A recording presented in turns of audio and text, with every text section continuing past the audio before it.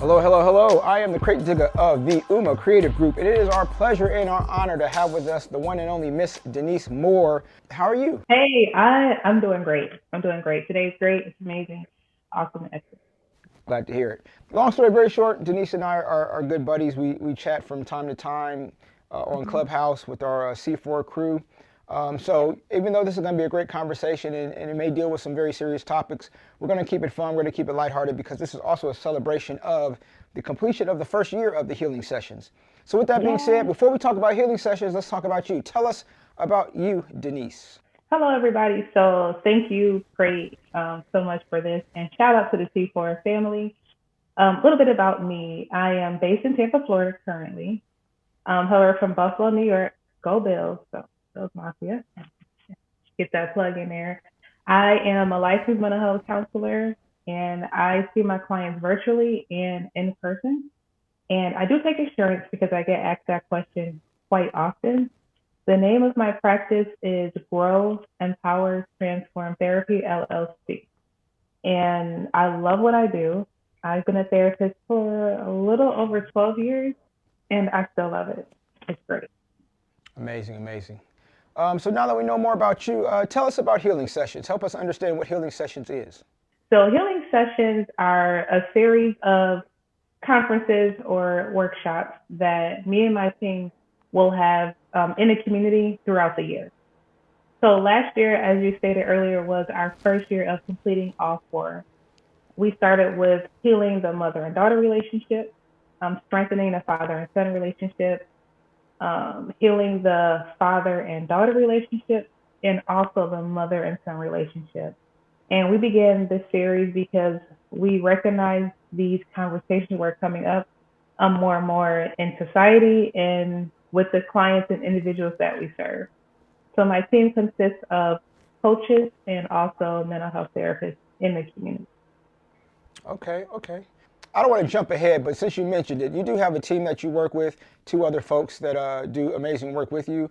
But those coaches and therapists and other folks, how do you make the decisions on who you decide to call in or join those as part of each program?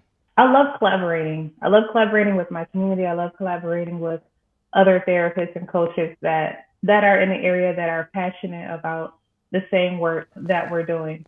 So it's something for me that I have to pray about first, and then I will ask I will ask them individually. I'll let them know what I'm doing and ask if they would like to be a part of it, if they would like to contribute or attend, or if not, if they can share this with their clients.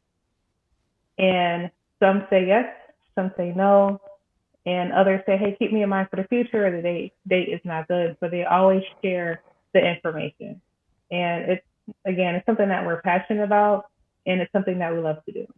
Amazing, amazing. Well, they say teamwork make the dream work, so for sure, Absolutely. collaboration is what it is. So tell us more about how healing sessions began. Like, where did this start from, and tell us kind of what was the lead up to, and then we're going to talk about the first healing sessions after that. Absolutely. So it began as a thought, and I wrote a thought on paper. And within the C4 community on Clubhouse, we were doing Mastermind Mondays, I believe it was. And I brought this information to one of those Mondays. And my C4 family helped me to flesh it out, helped me to have a better understanding of what I wanted to do and the goals I wanted to accomplish in the community. I wanted to start those conversations individually with the clients that we were serving. It's my belief that if we can heal and touch one individual, they will be able to touch their families, they will be able to touch the community, and we will be able to heal a generation. So we begin with one individual at a time, a family at a time, a community at a time, and hopefully the generation at a time. There are so many topics that came up that were redundant over and over. We know the problem, and we would like to offer solutions. So we have just stepped into March of 2025. If you are viewing Okay. this in the future, which also means you just finished your first healing sessions of 2025. But let's jump back. So the one that you just finished was number 5 of the total series. Is that correct?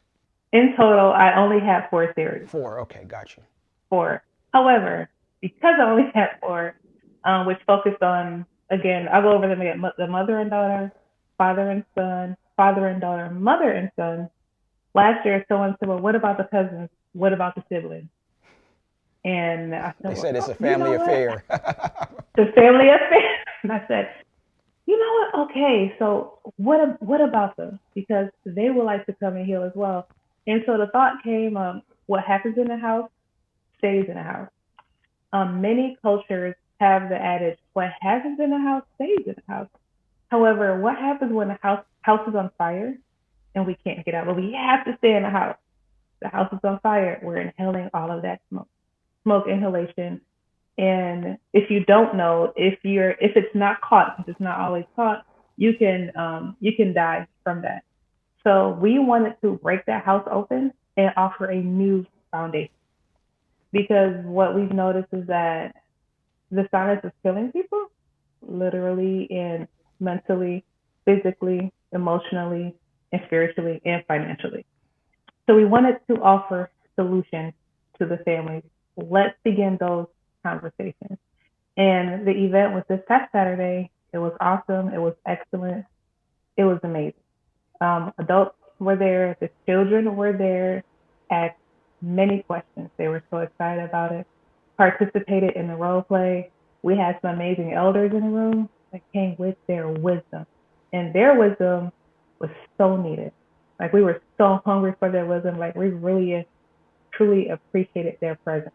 The speakers were dope. They were awesome. And if we did not put a time on it, we could go on with speaking about the solutions that we can have in our community and within our family. So again, I just want to say thank you to the C4 family. Well, as someone who was there for some of those sessions, absolutely, it was great for us to witness and watch that progress and that journey from you bringing it and saying, "Hey, I got an idea," to once again you just completing your fourth session in the series of sessions.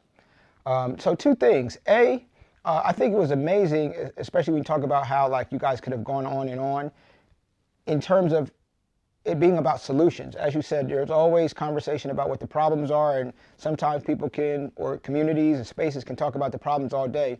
The fact that you guys could have talked about the solutions all day, I think is an amazing thing that fully needs to be celebrated. But also, I'm admittedly not one who's well versed in the kind of therapy space from a professional aspect. But I fully understand and appreciate also what you said about the kind of totality of the community being there, from elders sharing their many years of wisdom based on life experience, along with the young people who are extremely engaged and involved and excited about being there. Not just in terms of elders sharing wisdom down, young people picking up on that wisdom, as well as elders hearing the perspectives of the young folks, because as we know, times change and a lot of us don't always change our mindsets along with the Nope. times. So having that full community kind of reciprocity, once again, congratulations on helping accommodate that. Thank you. It was great to hear the elders say, no, we need to learn from the children as well, because it is a different time. The children do want to be heard. And, within the home, the parent is the first adult the child is able to conversate with. So having that healthy conversation, even though many of us weren't allowed to speak in the home, is really beneficial. It's an eye opener. It's an eye opener. So we just really encourage the adults to take the time to provide that safe space for the child to open up and speak, and teach them some proper words. And I know we have to learn their slang also, so we can stay on the same page, because there are a lot of words that Oh yeah, they be you need coming up with dictionaries they for. come up with new words like the same way they be coming up with new social media apps. Every time you turn around, it's something new. Exactly. I do my best to be aware, but I cannot keep up. So you've mentioned several times the different themes, whether it be mother, son, father, daughter, mother, Hmm. daughter. But could you just take a second to talk about each one of the sessions individually and kind of if you had to pick one of the greatest kind of takeaways from each session, could you help us understand kind of in all of these sessions, what the overriding kind of the highlights of the session as a whole have been? Okay, so we'll start with the mother and daughter relationship that started last year. We noticed that there can be a strain on relationships. There are times where the daughter is jealous. I'm sorry, the mother is jealous of the daughter. The daughter does not have a healthy relationship with the mother. And as a result, the women do not have healthy relationships with other women. That's something that we notice when we're seeing someone or we're in conversations with peers, etc. And we notice that I don't have a great relationship with my mother, and like, how did that help shape the relationships you have with women? There was an impact there.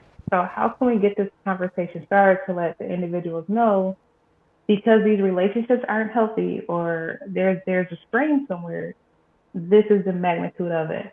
And so teaching the daughters in that session, go back a generation from your mom and who raised her, how was she raised? Can you go back another generation? Was she given the skills and the tools to have that relationship with you? And many times she was not. And then the mother had to understand that, you know what, there are so many things, so many factors that I didn't realize. So now I have to do some healing for myself so I can have a relationship with my daughter. And there were some daughters that were there whose mothers did not show up. And so we spoke and poured into them as well, and we gave them some tips and solutions. And so from that one, it was great to see some relationships begin to form and also some healing begin to take place. So if that mother was not able to come, that daughter is able to learn how to have healthier relationships with other women, whether it's in her family or in her peer group. The second class we did was the father and son workshop. And so from the fathers that came, they had similar stories of not having their father around as much as they would have liked when they became fathers. They kind of knew what to do, but not really know what to do. And it was difficult to have those conversations where they're encouraging their sons to speak and it's okay to share their feelings. We have men that were there from the community that are also mentors that was able to pour into the young men that was there, whether the young men were the fathers or the children. Like it was very much received. And from that, it was an eye-opening experience to know that there are grown men who still desire to have those mentors in their life. And so from that one, we were able to connect some men with mentors in the community. And so that will open up those lines of communication and healing. And so they can have that safe space where they can go to and lean on each other to just become vulnerable, transparent, and to learn from one another. That was something that we took from the father and son relationship. Our next one was the father and daughter. Um, that was a great event.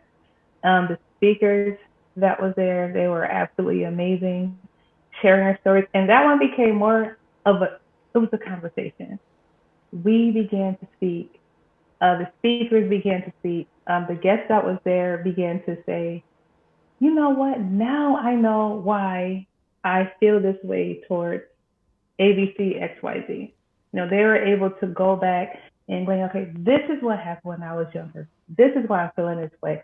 This is why I'm doing something different with my daughter. Or, oh man, now I'm realizing because I didn't have that relationship with my father, I made these many decisions. Or because my father wasn't there, or I may not have known who my father was, I've made these decisions. And so now I'm looking for positive men in the community and just realizing that many women do not have positive male relationships or positive male role models that we can rely on. And so from that, they were introduced to positive men and where they can find positive men in the community and or within their families. So that one was amazing. And our final one was the mother and son relationship. And so from that one, the mothers were able to understand how to speak to their sons. They were able to understand what their sons go through. A few of them were single moms desiring for the children's fathers to be in their life, whether they are or not, or if that relationship is strong or not. They were able to leave with a better understanding of, okay, now I have a son. I can't raise my son as a daughter, or they may not have any daughters. However, they do have some, and they really want to get this information to know how to have healthy relationships, how to navigate the space in the community to find mentors, to line them up with someone that's going to be a positive male influence on them in the community because they desire to change. Everyone that comes to the workshop desire to change. They desire to be healthier. They desire to leave their next generation better and healthier than their generation. And they want more. And so our first series is the one this year where what happens in a house stays in a house.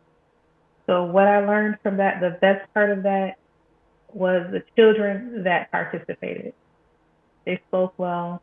One of our speakers, he was able to really get that information out from the children, helping the children to learn how to express themselves, their feelings, and have a conversation. And we sat there and we listened to the children, spoke about their feelings, spoke about what they went through. One of the questions he asked a young man, said, if someone ever told you, man up and don't cry. And he said, I just go in my room and cry. And so we were able to process that. We were able to hear that. And now we were able to understand how many of these passed down negative family patterns, how it really does affect. And we really wanted the community to have that understanding. What's the future? What's the future of healing sessions? Now that we got one in 2025 knocked out, we still got a whole 9 months, fam. What you got? What you got on the burner? Okay. So our next one, okay, I have to look at the date. Okay, so June 7th is our next one. And that's gonna be the father and son relationship again. And the one after that, July 12th, that's gonna be the mother and daughter relationship. So we're truly excited about that. We're truly excited about everything that we're doing. And they're live, they're based in Tampa. They're not virtual yet. We haven't recorded anything yet because these conversations are intimate. We have not recorded anything yet. So I will get with the team to work on how we can do that and what will that look like. And also, since this one is being asked for, again, the one we just had in a different county, so we're going to work on taking that one to another county as well to have it there. We're excited about it. That is the next step for the rest of 2025. I had some close friends that attended the one this past weekend who's ready for 2026 and how it's going to be expanded and what's going to happen at that one. So you have a team with you. Talking about accountability, I'm learning to speak it out loud to the people that really care about me and really care about the vision. And you guys hold me accountable. Not only does C4 hold me accountable, but I have some awesome and amazing friends that hold me accountable and will check in and ask about what about this event, when are you going to do this, et cetera, et cetera. And it feels great. And it feels great that they want to pour in and they have them pouring in to these events and just seeing this come to life. Yeah. No, it's like it feels really good. I'm like, God, look at you. God, look what you're doing. We're doing it too. Yeah. It's amazing. It's really amazing to see. And earlier you spoke about accountability. It's difficult to accept accountability because we have to admit that we did something wrong or we were ignorant to something. And that's okay. It's okay to apologize and it's okay to say, man, I really didn't know. How could I have not known? Because you weren't taught and you weren't sat down and explained to her, like my friend likes to say, took and told. This is what this is. This is what that is. Yeah. And because you didn't know, you continue to make these decisions. Now you have a desire to change. Let's do it. Yeah. Let's do it. We know problems. Let's do some solutions that work, that we've experienced, that, hey, let's have a conversation. You think it'll work? Let's find out. Yeah. All we can do is try. Yeah, I love how you guys separate. I love how you guys separate fault and accountability as well. A lot of times we get caught up in whose fault it was. And sometimes something doesn't have to be my fault for me to still take a level of accountability. So once again, I love that. I love that. Well, you mentioned that you and the team are preparing to travel to a different county to provide these services.